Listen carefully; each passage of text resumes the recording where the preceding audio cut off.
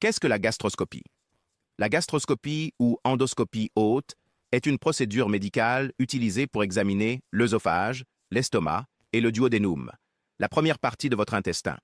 Vous pouvez passer ce test si vous avez des saignements anormaux, comme des vomissements de sang, une indigestion persistante ou des difficultés à avaler. Le jour de l'examen, vous ne devez ni manger ni boire pendant 6 heures avant.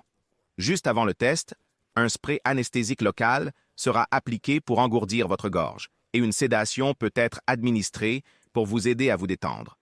Le médecin insérera délicatement l'endoscope par votre bouche et le guidera dans votre estomac. La caméra sur l'endoscope envoie des images en direct à un moniteur, permettant au médecin d'examiner la muqueuse de votre estomac pour des anomalies. Si nécessaire, des échantillons de tissu sont prélevés pour une analyse plus approfondie.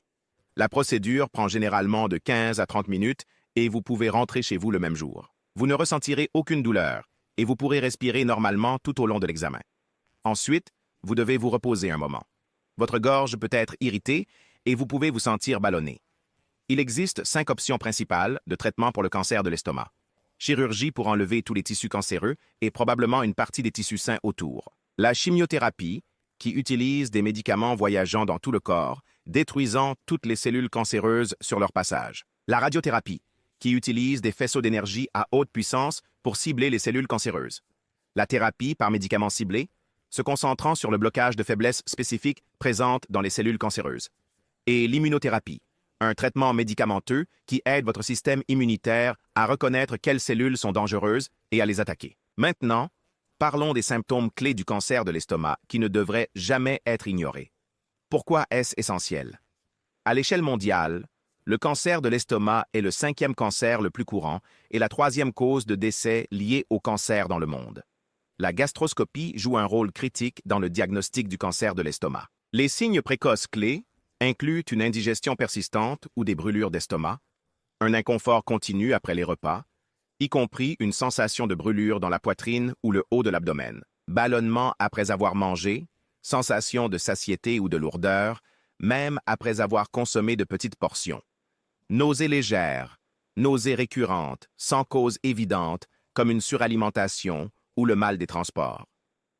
Perte d'appétit, une diminution soudaine ou progressive de l'intérêt pour manger, en particulier pour les repas plus lourds ou certains types d'aliments. Fatigue, sensation de fatigue inhabituelle ou d'épuisement, souvent liée à une anémie causée par des saignements internes lents. Perte de poids inexpliquée. Perdre du poids sans changement de régime alimentaire ou d'activité physique. Symptômes au stade avancé. Dans des stades plus avancés, les symptômes deviennent plus graves et spécifiques, indiquant souvent la propagation ou la progression du cancer. Douleur chronique à l'estomac. Douleur ou inconfort persistant dans le haut de l'abdomen, pouvant irradier vers le dos. Hématémèse. Vomissements de sang, qui peuvent apparaître rouge vif ou ressembler à du marc de café. Ceci est un signe d'alerte critique d'une hémorragie interne et nécessite une attention médicale immédiate. Méléna. Sel noir ressemblant à du goudron causé par la présence de sang digéré, un autre signe d'hémorragie interne. Dysphagie.